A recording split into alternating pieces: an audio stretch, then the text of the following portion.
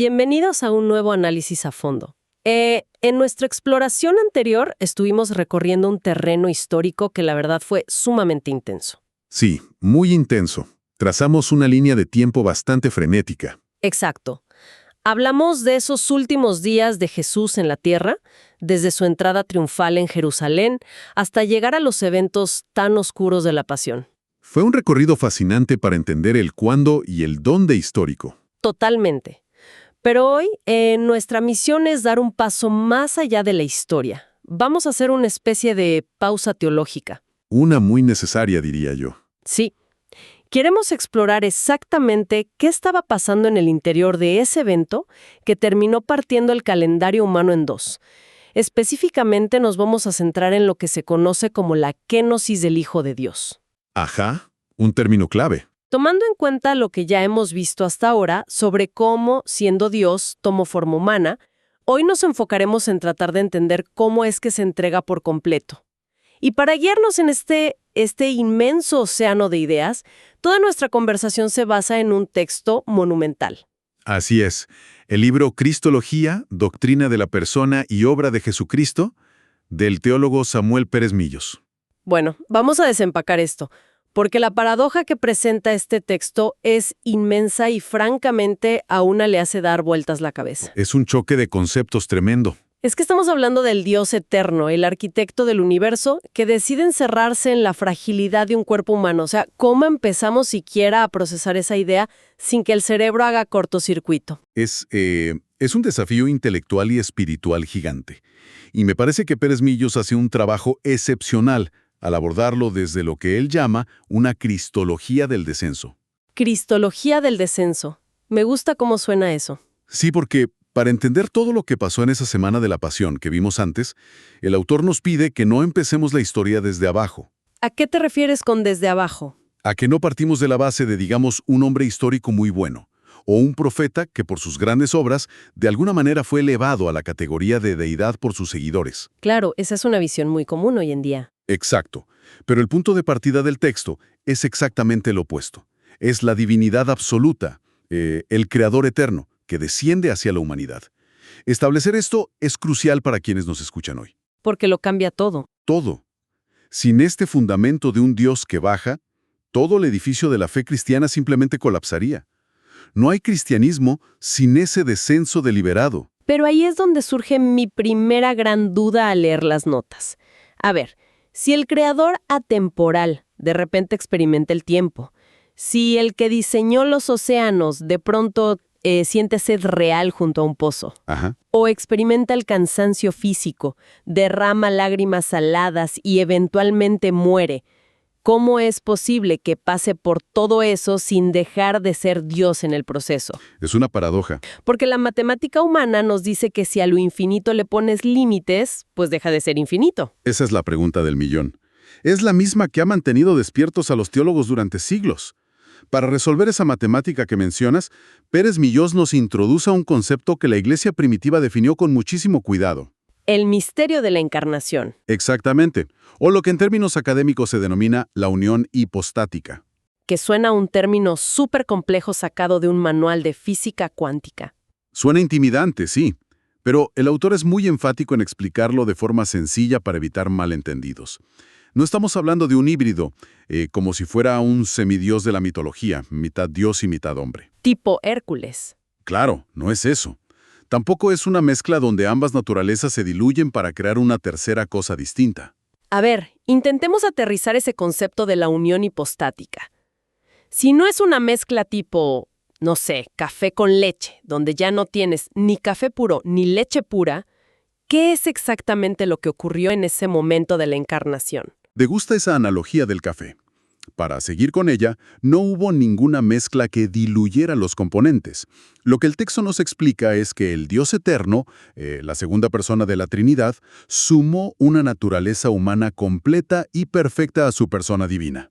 Una persona que ya existía desde la eternidad. Exacto, es un acto de adición, no de sustracción ni de alteración. Tenemos a un solo individuo, una sola persona, pero operando con dos naturalezas íntegras. 100% Dios y 100% hombre. Así es, coexistiendo de manera simultánea, sin mezclarse, sin confundirse y sin dividirse. Esa idea de sumar en lugar de restar o diluir me cambia toda la perspectiva. Y leyendo el texto, me topé con una metáfora visual que la verdad me pareció absolutamente brillante para ilustrar esto. La del traje. Esa misma.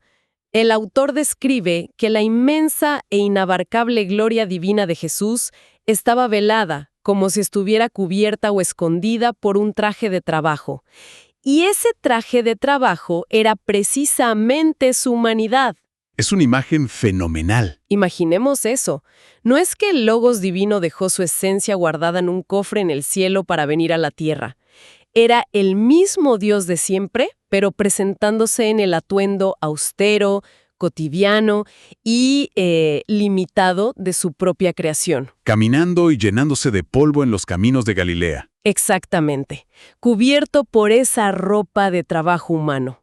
Lo fascinante aquí es entender el porqué de ese traje de trabajo específico. Las fuentes nos explican que esta era, a nivel lógico y redentor, la única forma en que el ser infinito podía abrazar genuinamente al ser humano. Claro, un tema de acceso. Pensemos en el problema de la comunicación entre dos seres de dimensiones tan distintas. El discurso infinito de Dios, su voz sin filtros, por así decirlo, es tan inmensa, tan abrumadora, que resulta literalmente incomprensible. Y hasta fulminante para la mente finita. Totalmente. Así que el texto sugiere que Dios necesitaba garganta de hombre para poder pronunciar palabras de gracia que encajaran en las frecuencias que los oídos humanos pueden procesar. ¡Wow! Necesitaba cuerdas vocales humanas para contar parábolas en una ladera, y necesitaba brazos de hombre para poder dar un abrazo físico y real a un leproso o a un niño. Es una imagen poderosísima. El que sostiene las galaxias necesitando tendones y músculos para acariciar a alguien. Y asumo que ese traje de trabajo también era necesario para el final de la historia que cubrimos en el estudio anterior, ¿verdad? Definitivamente. Porque la divinidad pura, por definición, no puede morir. Exactamente hacia allá va el autor. Era un requisito teológico ineludible. Aquel que posee la inmortalidad en su propia esencia no puede fallecer. Lógico. Para que el plan de rescate funcionara, el Creador necesitaba entrar en la experiencia humana de la muerte para poder destruirla desde adentro. El traje de trabajo humano era lo único que podía sangrar, sufrir y expirar en esa cruz de la que hablamos la sesión pasada. Y eso nos lleva a la palabra clave de toda esta exploración, el núcleo de lo que estamos analizando hoy. En las fuentes, el autor hace mucha referencia a una carta del apóstol Pablo. Filipenses. Sí, Filipenses capítulo 2, versículos del 6 al 8. Pablo usa una palabra muy particular para describir esta escena cósmica del descenso. Menciona que Cristo se despojó a sí mismo, y de ahí viene la famosa palabra griega, kenosis. Que es el centro de nuestro tema. Pero, ¿qué significa realmente ese despojo? Porque aquí es donde se pone realmente interesante. Hay un mito súper común en la cultura general de que al despojarse, Jesús básicamente se quitó sus poderes divinos y los dejó colgados en un perchero allá en el cielo antes de bajar. Es un error de interpretación muy frecuente. Es casi como imaginar que la divinidad es una chaqueta que uno se puede quitar y poner a voluntad. Ajá. Pero el teólogo nos frena en seco ante esa idea. Si Jesús hubiera dejado su poder absoluto, su omnipresencia o su conocimiento infinito colgados en ese perchero imaginario, habría dejado de ser Dios.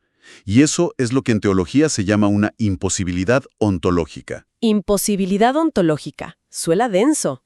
Si tuviéramos que explicarle eso a alguien que no ha pisado un seminario en su vida, ¿cómo lo traduciríamos? Bueno, pensemos en la naturaleza del agua.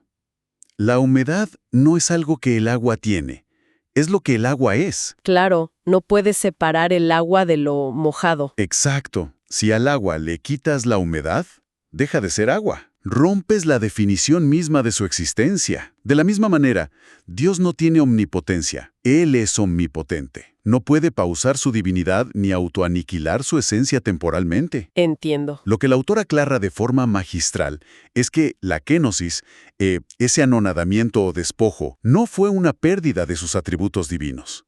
Fue una restricción completamente voluntaria del uso de esa gloria y de esos privilegios en su vida diaria en la tierra. Espera, a ver si entiendo. Es la diferencia entre no tener el poder para hacer algo y tener absolutamente todo el poder, pero elegir libremente no usarlo. Esa es la distinción perfecta. Imagina a un gran maestro de artes marciales, invencible, que decide dejarse golpear por alguien mucho más débil para proteger a un tercero. ¡Wow! Buena analogía. No es que el maestro haya perdido de repente sus habilidades o su fuerza.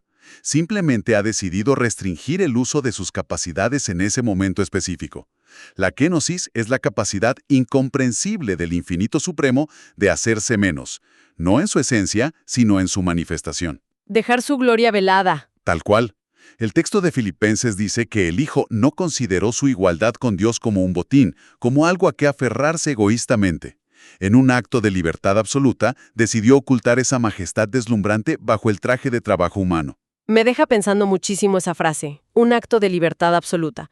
Porque, a ver, en nuestro mundo cotidiano normalmente asociamos la libertad con acumular más poder, con tener más opciones. Con imponer nuestra voluntad. Sí, con exigir que se respeten nuestros derechos. Si soy libre, hago lo que quiero y demuestro mi fuerza. Pero aquí, el autor nos está diciendo que la máxima expresión de la libertad divina fue exactamente lo contrario. Fue soltar sus derechos. Fue vaciarse de la manifestación de esa gloria que le pertenecía eternamente. Y revisando las fuentes, noto que el libro hace una separación muy meticulosa de este proceso, dividiendo el descenso en dos niveles distintos. Es una distinción muy útil. Porque creo que a menudo la gente mete todo en el mismo saco. Pero el teólogo marca una línea muy clara entre limitación y humillación. Si conectamos esto con el panorama general de la obra redentora, ver esos dos niveles por separado nos ayuda a entender la magnitud del evento. El primer paso en ese descenso es la limitación. Que ocurre en la encarnación misma. Exacto. Ocurre en el momento exacto de la encarnación. El simple hecho de que el creador atemporal, que llena todo el universo, asuma las limitaciones de la materia. Tener que moverse de un punto A a un punto B caminando. Estar sujeto al tic-tac del reloj. Sentir hambre o sueño. Sí, sentir la necesidad fisiológica de dormir en una barca, porque el cuerpo no da más. Experimentar el hambre en el desierto. Todo eso es limitación. El infinito aceptando los bordes de lo finito. Pero ahí hay un matiz importante en el libro, ¿cierto? Porque asumir esa limitación, el simple hecho de ser humano, no es algo degradante para Dios. Es un punto vital.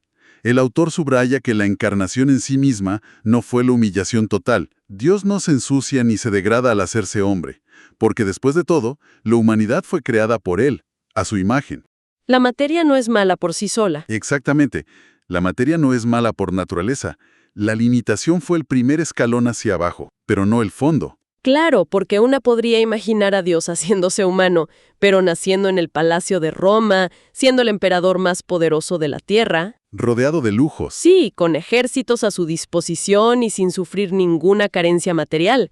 Sería humano, sí, pero en la cúspide de la pirámide social. Y ahí es donde entra el segundo nivel del descenso que describe el texto, la humillación. El verdadero fondo del descenso. Porque Jesús no solo se hizo un ser humano, sino que el texto recalca que tomó forma de siervo. Y en el contexto del primer siglo, estamos hablando de la forma de un esclavo, el peldaño más bajo de la sociedad. Esa es la médula de la humillación, el creador del universo entero, el dueño absoluto de todo lo visible e invisible, de las minas de oro y de las galaxias. Pasó por esta vida pidiendo cosas prestadas. Es verdad, nació en un pesebre prestado. Predicó desde una barca prestada, entró a Jerusalén en un asno prestado y terminó enterrado en una tumba prestada. Como él mismo llegó a decir, las zorras tienen guaridas y las aves tienen nidos, pero él no tenía ni siquiera un lugar propio donde recostar la cabeza. ¡Qué contraste tan fuerte! Pasó de ser el soberano absoluto a someterse a una obediencia inquebrantable a la voluntad del Padre. Se convirtió en el siervo de todos. Pensemos en eso un segundo. El arquitecto del cosmos bajó a caminar por el mundo que él mismo diseñó y la creación no le ofreció ni una cama. Es trágico. Y leyendo esa parte del texto, hay un contraste que el autor plantea que me pareció de una ironía cósmica espectacular. Compara la actitud de Cristo con la de otra figura clave en la narrativa bíblica. ¿Te refieres al contraste con el origen del mal? Exacto. Sí, Las fuentes son brillantes al poner estas dos actitudes frente a frente. Por un lado, la teología nos muestra a Satanás que no deja de ser una criatura, un ser creado, y sin embargo en su rebelión, su deseo fundamental fue exaltarse a sí mismo. Quería subir. Quiso subir, escalar posiciones y ser semejante al Altísimo, aferrándose desesperadamente a un poder que jamás le correspondió. Fue el orgullo en su máxima expresión, la criatura queriendo el trono. Y en la otra esquina del cuadrilátero cósmico tienes al Altísimo mismo, el único que realmente tiene todo el derecho, todo el poder y todo el mérito para sentarse en el trono supremo, y decide recorrer el camino exactamente inverso. No sube, desciende. Asume la forma del siervo más humilde, bajando a las partes más oscuras y despreciadas de la experiencia humana, con el único propósito de rescatar a los que estaban perdidos. Es la antítesis absoluta del orgullo. La criatura intentó robar la deidad, y la deidad decidió abrazar voluntariamente la humanidad más frágil. Es un espejo invertido de cómo funciona la ambición en el universo. Es que ese nivel de contraste te deja sin palabras. El que quería subir por la fuerza termina cayendo. Y el que decide bajar y rendirse voluntariamente es quien verdaderamente demuestra ser el rey. Así es. Ahora, todo esto de la kenosis, de la limitación y la humillación, podría quedarse como un debate súper elevado para aulas de filosofía o seminarios de teología. Pero el libro no nos deja quedarnos en las nubes. No, lo baja a la tierra. Aterriza esto de manera brutalmente real cuando lo conectamos con los eventos de la pasión de los que hablábamos en nuestro análisis anterior. Pensaba mucho en la escena del huerto de Getsemaní. Un momento crucial. Ese me parece el momento donde el traje de trabajo humano se ve sometido a la mayor presión imaginable. Las costuras están a punto de reventar. Es el punto de quiebre de la narrativa, sin duda. Y es aquí donde la profundidad de la cristología del descenso de Pérez Millos brilla con más fuerza. Él nos lleva a observar de cerca el inmenso peso psicológico, emocional y espiritual de esa noche en el huerto. Que debió ser aterrador. Esto plantea una pregunta importante, una que a la razón humana le cuesta muchísimo procesar. ¿Cómo puede Dios sentir terror? ¿Cómo puede aquel que sostiene los planetas en su órbita estar postrado en el suelo, sudando grandes gotas de sangre, estremecido de pavor ante lo que viene? Es que solemos tener esta imagen heroica, casi de película de acción, donde el protagonista avanza hacia la muerte sin pestañear, soltando una frase estoica. Como si no le afectara. Claro, pero el autor nos subraya que en los días de su carne Jesús sintió emociones humanas reales, crudas y abrumadoras. No era una representación teatral para darnos una lección. No. No era un actor divino interpretando el papel de un mártir sufriente mientras por dentro estaba totalmente tranquilo. Todo lo contrario. Su humanidad experimentó un pavor genuino, una angustia que lo llevó al límite físico. La tristeza que expresó, el pavor ante la separación que implicaba cargar con el pecado, la necesidad desesperada de que sus amigos más cercanos se quedaran despiertos para consolarlo. Todo eso era auténtico. El infinito estaba sintiendo el terror finito ante la muerte. Y a veces, al intentar proteger la idea de que Jesús era Dios todopoderoso, corremos el riesgo de vaciar de realidad su experiencia humana. Lo hacemos casi intocable. ¿Deshumanizamos la cruz? Exacto. Pero el libro nos agarra por los hombros y nos dice, miren bien esas lágrimas en Getsemaní. Escuchen esos clamores en medio de la noche. Esas lágrimas no son agua salada de utilería. No son un efecto especial. Son la expresión visible y palpable del sufrimiento divino operando en una solidaridad absoluta con la tragedia humana. Él estaba a punto de beber una copa de juicio que, desde la perspectiva de su santidad infinita, le causaba una repugnancia y un dolor incalculable. Y fíjate cómo esa realidad dual, esa unión indestructible de la que hablábamos al principio. La unión hipostática. Esa misma, la persona divina operando a través de la naturaleza humana sufriente, es lo único que le da sentido legal y espiritual a lo que ocurre apenas unas horas después en el Monte Calvario. Al llegar a la cruz, el individuo que estaba colgando allí, sufriendo la asfixia, la tortura y el dolor extremo de la crucifixión romana, no era simplemente un buen maestro que tuvo mala suerte. Ni solo un mártir político. Era el Dios hombre. Y debido a esa identidad única, a esa unión, el autor es categórico al afirmar que su sangre y su sacrificio poseían un valor infinito. Claro, porque la deuda de la humanidad contra un ser infinito es, por definición, infinita. Ningún hombre común, por muy bueno que fuera, podría saldarla. Imposible. Solo una vida de valor incalculable podía ser suficiente para cancelar esa deuda penal gigantesca. Y hay una frase del teólogo en las notas que me parece que resume todo este misterio de una forma magistral. Leyendo sus argumentos, la conclusión central es que, en la cruz, la deidad nunca abandonó a la humanidad. Fundamental. Es decir, para quienes nos escuchan, no es que el Verbo Divino dijo, bueno, hasta aquí llego yo, y se retiró sutilmente justo antes de que los clavos perforaran la carne, dejando que un simple hombre mortal se llevara la peor parte del castigo. Ese detalle es vital para no caer en una teología fragmentada. No hubo un abandono interno de sus naturalezas. No hubo un divorcio entre el Dios y el hombre en la cruz.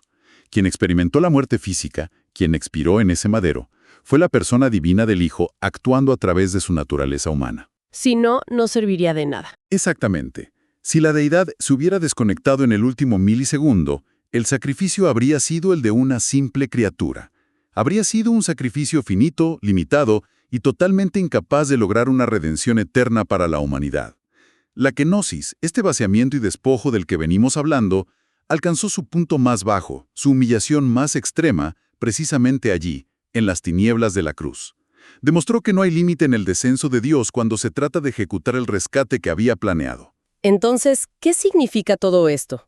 Después de navegar por conceptos tan masivos como la unión hipostática, las imposibilidades ontológicas y los niveles de limitación y humillación de la kenosis, es súper fácil que todo esto se quede en nuestro cerebro como simple información académica. Como algo lejano. Sí, pero al destilar todo lo que hemos extraído hoy de las fuentes, la conclusión central tiene un impacto emocional abrumador. La kenosis no es solo un término elegante para que los eruditos debatan.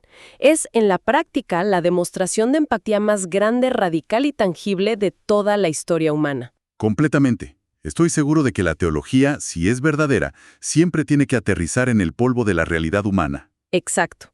Y para nuestra audiencia, para todos nosotros que escuchamos esto, entender la profundidad de esta solidaridad cambia las reglas del juego. Nos revela una verdad transformadora. Dios no es un gerente distante que observa el sufrimiento humano desde la comodidad aséptica de una oficina en el cielo. No mira desde el balcón. No vio a la humanidad ahogándose y simplemente le tiró un manual de instrucciones o un salvavidas desde la orilla segura.